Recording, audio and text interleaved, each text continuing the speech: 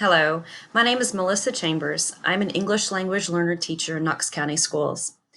This video is to show you how to access the Knox County Schools at home assignments should you like and wish for your student to work on and complete some of those assignments at home. So it's very simple to get there. You can get there and look at the work on a telephone or any kind of device, although a larger screen would make it a little more useful, easier to see. But you're going to go to knoxschools.org/KCS at home. And when we get there, we're going to select Student Resources. I'll show you what that looks like. Here is knoxschools.org. There's also a little box here where it says, you can see all resources. You click that, or we can type right in there, KCS. See, I've already done that more than once. KCS at home. And it is going to take us to all of the assignments for all of the grade levels. So if you have different age students, they are all going to be here. If you have a student who receives some support services, you can click right here on the Student Supports and find more information to help those students. But for the assignments, they're going to be here at Student Resources. When you click there, I see also some links at the top. It says East Tennessee PBS. That is to find some of these videos that they'll be playing. They're also on YouTube. So once they're recorded, so I will show you the links to that in just a moment.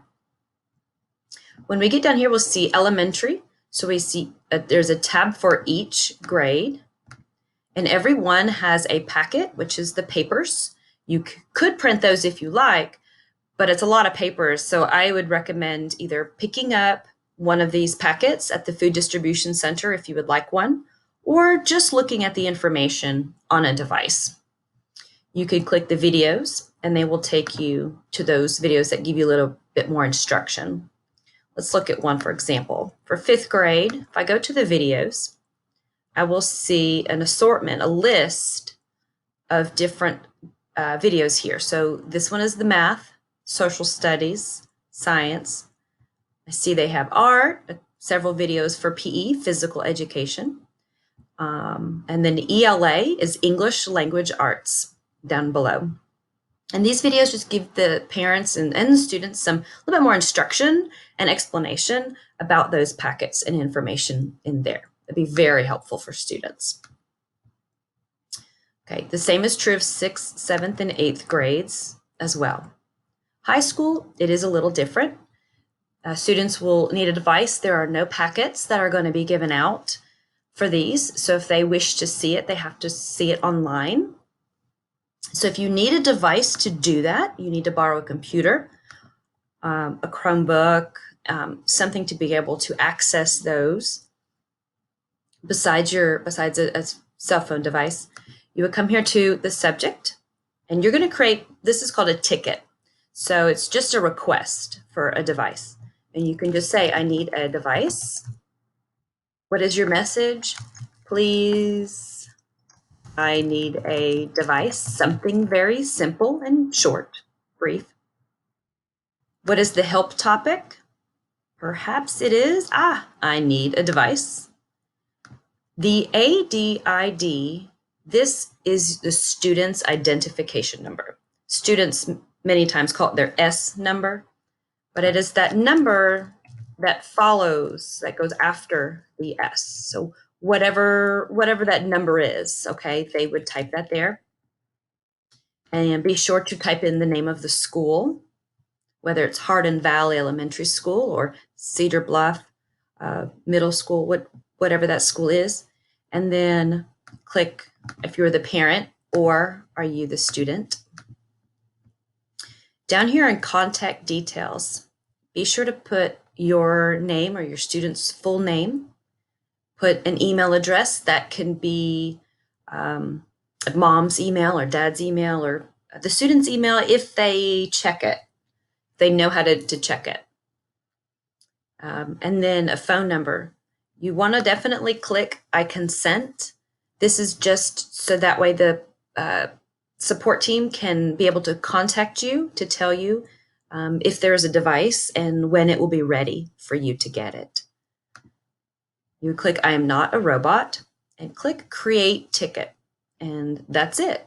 So the school will receive your information and they will know that you need to borrow a device. Okay, let's get back over here.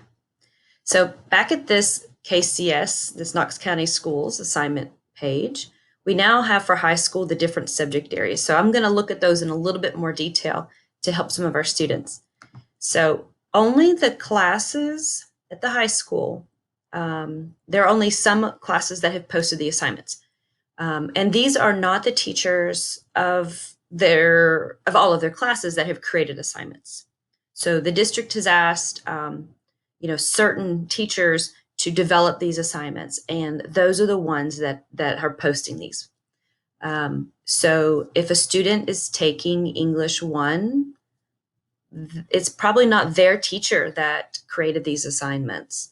But if your student needs help, they should be able to contact their English teacher and to ask for help. So let's take a quick look at one of them. This is English 1.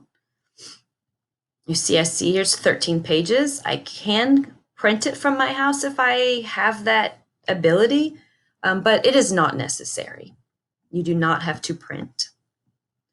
Here are the assignments. So week 1, which is this week, task 1, you see these different activities. I see here they're going to have to go to page 457, and it might take them about 10 minutes to do these 2 things. Then I see task 2, and here are some different little things. So they would do each thing. So for task 1, they would read the learning targets, preview, and about this unit. And then they would answer the essential questions. And that's all for that one little assignment, for that one little task. Okay, so where might you find these pages? Page 457. I keep scrolling down. I see, right here, page 457. So I'm going to look for, there's learning targets, preview, and about the unit. So the student would read this area right here, and here are the essential questions. They would answer these 3 questions, and that's it for that first little task. Then they would be ready for task 2, and they just keep going and answering. Basically, they're reading these pages and they're answering the questions, it looks like, for the most part, completing whatever it's asking them to do. So if your student struggles, they need to reach out to their English teacher and ask for some guidance or assistance from them. So that is one example there. Math is going to look a little different. Every subject looks a little bit different. If your student is taking Algebra 1, Algebra 2, or Geometry this year, they could click on the appropriate subject and look at that work. I see for math right away, for Algebra 1, that we have a lot of the standards. So the math standards are listed here. That means there is nothing to do on this page at all. This page just tells you or the student what were those skills that the teacher was charged with teaching for that year. What was the teacher supposed to be really working and trying to help the students to understand? So let's say, so you can skip that page if you like and start into the assignment. And now I see actual questions or problems for students to do. So here I'm searching for patterns. So all this is kind of really about patterns and different ways the student would write those.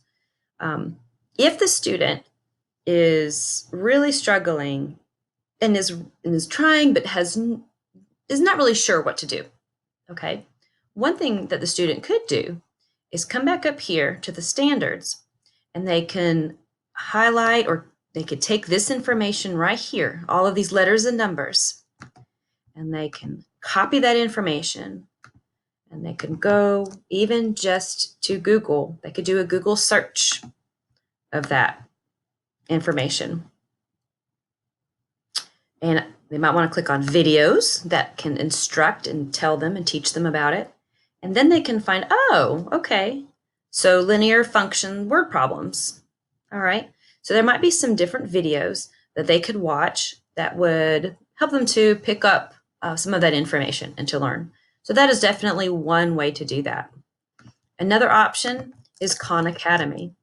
So it's KHNACADEMY.org. Khan Academy is available in English. It's free for students. They can also use the Spanish version. And excuse me, I'm logged into my account still, evidently, but I can still go to this search, and I can search in that button. And so now I'm on Khan Academy, which is really focused on academic videos for students. And type that in, and then I can go to that topic, to that skill. And there are often videos on this website that I can watch. So right away, I see some of these different topics here within that skill set. So if I want to look at this one here, I would click on it.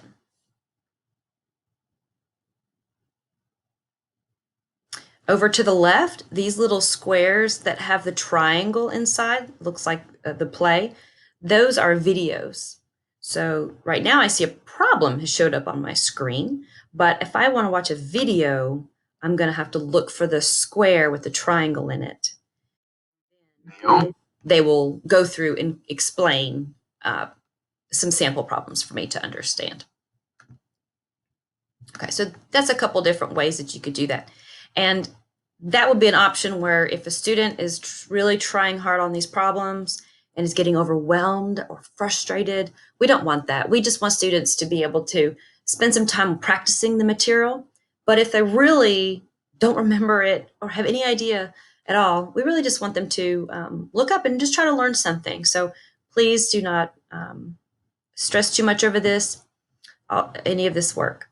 But I see also here for the math, and it's true for all of the different math subjects, is they have the answer key posted near the end. So you can look up the answers. If a student did try some of those questions, they can find those answers and at least know if they're on the right track. Okay, so that's kind of what the math looks like. Science is a little bit different. They have biology and chemistry assignments posted. You see one here, activity, Chernobyl's legacy, and activity 2, radiocarbon dating.